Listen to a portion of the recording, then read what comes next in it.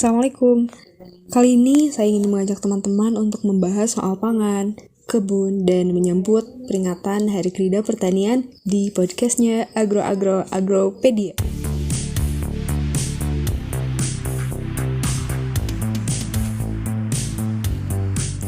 Juni diperingati sebagai Hari Krida Pertanian oleh masyarakat pertanian, yaitu para petani, peternak, pegawai, dan pengusaha yang bergerak di sektor pertanian. Penetapan tanggal tersebut dipertimbangkan dari segi astronomis, matahari yang memberikan energi kehidupan bagi tumbuhan, hewan, dan manusia berada pada garis balik utara, yaitu 23,5 lintang utara, di mana pada saat itu terjadi pergantian iklim yang seirama dengan perubahan-perubahan usaha kegiatan pertanian. Hari Krida Pertanian adalah hari penghargaan kepada orang, keluarga, dan masyarakat yang dinilai berjasa dan berprestasi dalam pembangunan bangsa dan negara, khususnya pembangunan di sektor pertanian. Pemberian penghargaan tersebut diharapkan agar dapat mendorong munculnya cipta karsa dan karya yang lebih besar dan berguna demi terwujudnya masa depan pertanian yang lebih baik. Berbicara soal pembangunan pertanian dan ketahanan pangan, tidak hanya kecukupan saja yang banyak dibahas, jadi kuantitas, bisa atau tidak kita mencukup kebutuhan kita, tapi lebih dari itu juga soal kualitas sumber makanan yang kita makan ini, apakah dia bermutu atau tidak, bergizi atau tidak, karena kalau kita berbicara ketahanan pangan, kita berbicara soal sumber daya manusia yang unggul dari pangan itu. Jadi, kalau kita berbicara sekian juta orang di Indonesia itu bisa makan, tapi hanya makan yang instan-instan saja, itu juga tidak bertahan secara pangan. Baru aspek ketiga yang harus dibahas adalah aspek keberlanjutan. Tidak cukup kalau tahun ini kita semua makan makanan yang cukup dan bergizi, tapi tahun depan kita nggak bisa makan juga, artinya kita belum bertahan secara pangan. Dan ketahanan pangan ini meliputi semua ya, aspek politik, ekonomi, stabilitas harga, juga aspek lingkungan itu sangat penting. Sekarang, lingkungan kita ini seperti apa?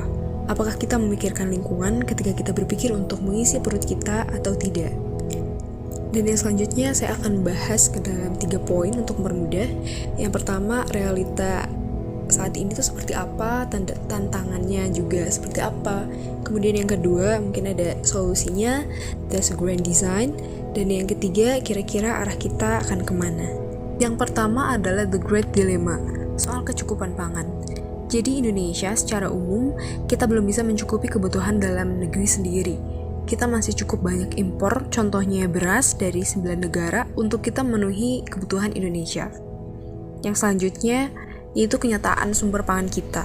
Kebanyakan ditemukan oleh monoculture industrialized farming, ribuan hektar jagung, ribuan hektar teh, ribuan hektar padi sering kita jumpai di kawasan-kawasan tertentu yang secara fotogenik mungkin menarik.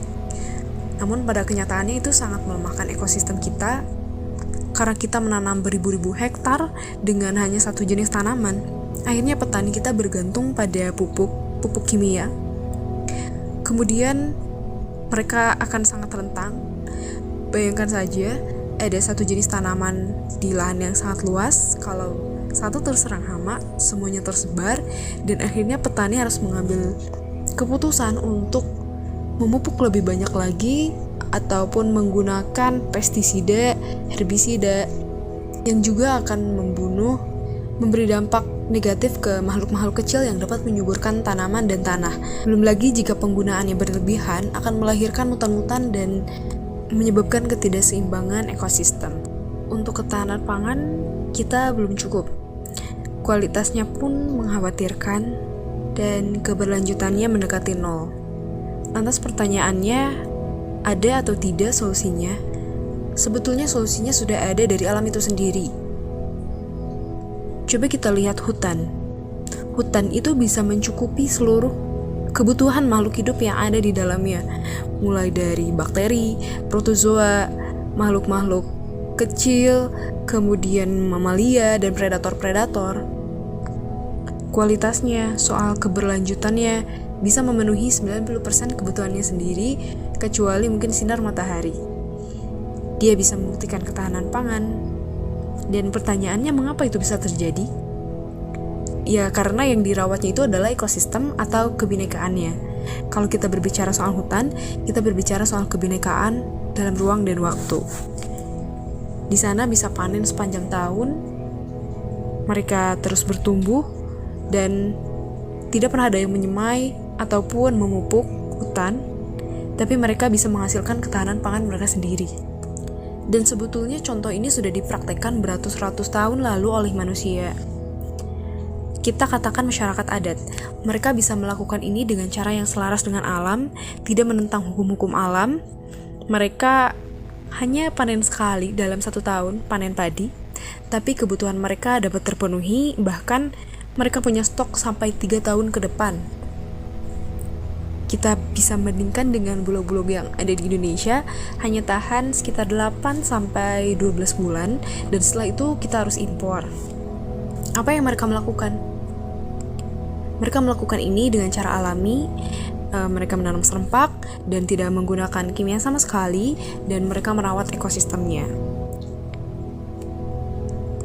Lalu kita bercermin, dan sebagai masyarakat biasa, bukan masyarakat adat, so what can we do? Ya, kita harus redesign our ecosystem dong harusnya. Kalau misalnya kita tinggal di kota, bukan berarti kita tidak bisa melahirkan ekosistem yang lebih baik. Dan ini yang saat ini sudah mulai banyak dilakukan ya teman-teman. Dan kita sebut ini adalah the golden direction, because it's becoming the new trend. Bahwa sudah saatnya kota-kota juga mengambil peran dan tanggung jawab untuk memenuhi pangannya sendiri. Dengan kita menanam, kita bisa membantu suplai kebutuhan kita sendiri yang segar, yang organik, tanpa kita harus membebankan kebutuhan dan keserakahan kita pada petani-petani yang kita paksa untuk panen terus menggunakan pupuk kimia dan lain sebagainya. Sebagai contoh, di Paris sudah mulai menanam lebih dari 100 hektar di atas atap gedung-gedung. Kemudian di Belanda juga menggunakan lahan baru untuk menjadi lahan pertanian. Dan di Singapura mereka juga mulai menanam di atap-atap mereka. Masa depan kita itu di kota. Dalam arti kata 56% kita ini akan tinggal di kota. Artinya hanya ada 44% orang di desa. Kalau 44% ini harus menanam untuk mencukupi kebutuhan orang di kota juga, tidak mungkin bisa mencapai ketahanan pangan.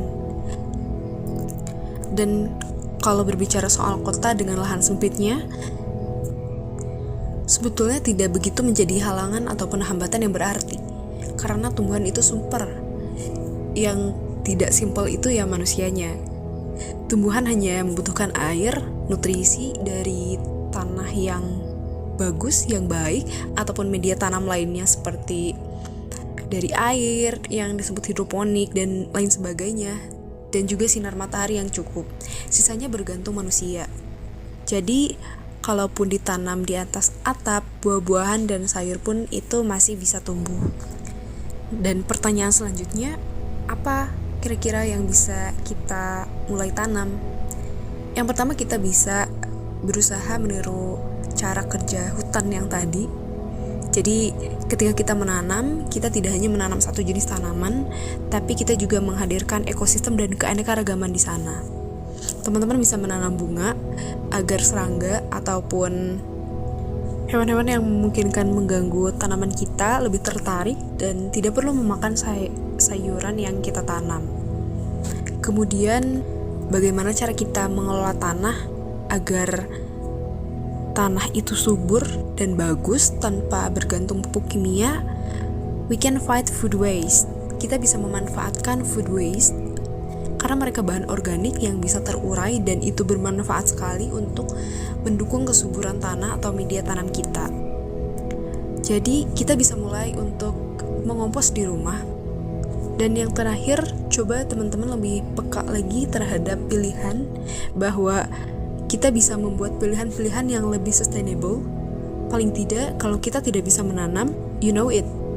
At least you know who grew it. Tidak cukup sampai di situ, tidak hanya sebatas teori saja. Ketika kita berkebun, kita belajar banyak soal proses. Kita belajar bahwa segala sesuatu yang bermakna itu ternyata tidak instan. Kita belajar bahwa tidak semua yang kita semai itu tumbuh, tidak semua yang tumbuh itu berbuah, dan tidak semua yang berbuah itu berjumlah sesuai yang kita inginkan. Jadi kita sering dihadapkan dengan kenyataan-kenyataan bahwa ternyata cara bekerja alam itu seperti ini. Ada beberapa hal yang bahkan tidak bisa dipaksakan oleh manusia. Ada beberapa hal yang bukan ranah kita juga, kita harus belajar di situ. Kita harus berproses di situ.